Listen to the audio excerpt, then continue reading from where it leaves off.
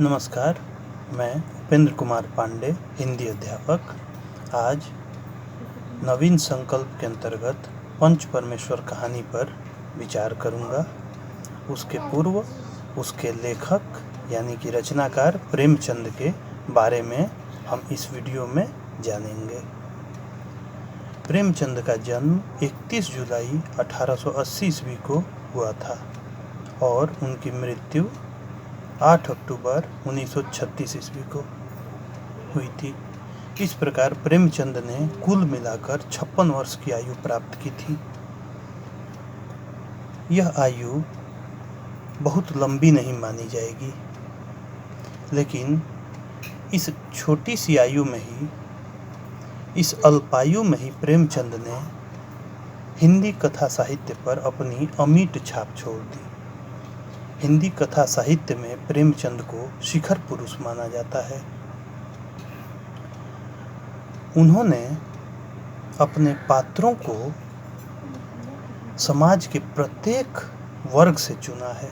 मूल रूप से वे मध्य वर्ग और निम्न वर्ग के ही रचनाकार हैं, परंतु समाज का कोई भी हिस्सा ऐसा नहीं बचा है जिससे पात्रों को उन्होंने अपनी कहानियों और उपन्यासों में न चुना हो।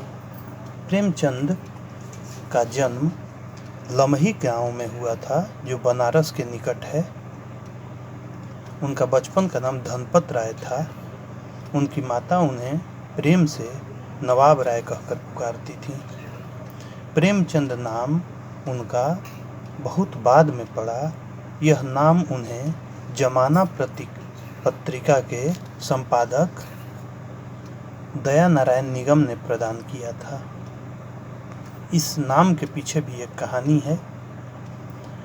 प्रेमचंद ने लगभग 300 कहानियों की रचना की और लगभग 9 उपन्यास उन्होंने लिखे हैं।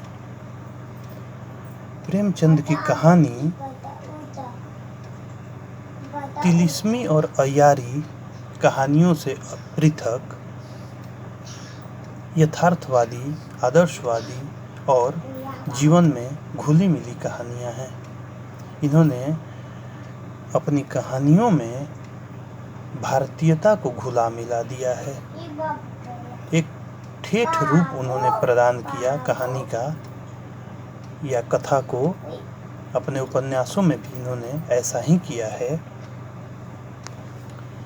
उन्होंने 9 उपन्यासों की रचना की है, जिसमें से प्रमुख है सेवा सदन, प्रेमाश्रम, रंगभूमि, कायाकल्प, कर्मभूमि, निर्मला, गोदान और अंतिम उपन्यास है मंगलसूत्र, जो कि अपूर्ण रह गया। इस प्रकार प्रेमचंद ने हिंदी कथा साहित्य में अमिट छाप छोड़ी है। उन्होंने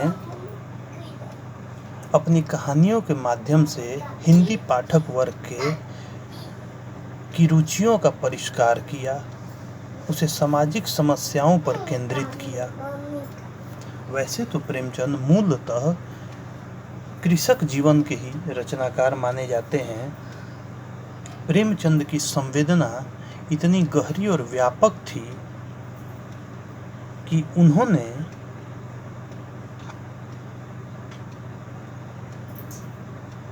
अपनी पात्रों और घटनाओं के माध्यम से उस युग की समग्र चेतना को एक तरह से व्यक्त कर दिया है।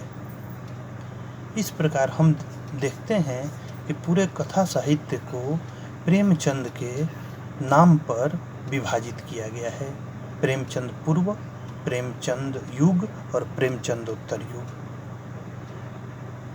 कहने का अर्थ यह है कि हिंदी कहानी को प्रेमचंद के बिना ठीक से समझा नहीं जा सकता है। इन्हीं में से एक कहानी है पंच परमेश्वर, जो कि उनकी प्रथम रचित कहानी मानी जाती है।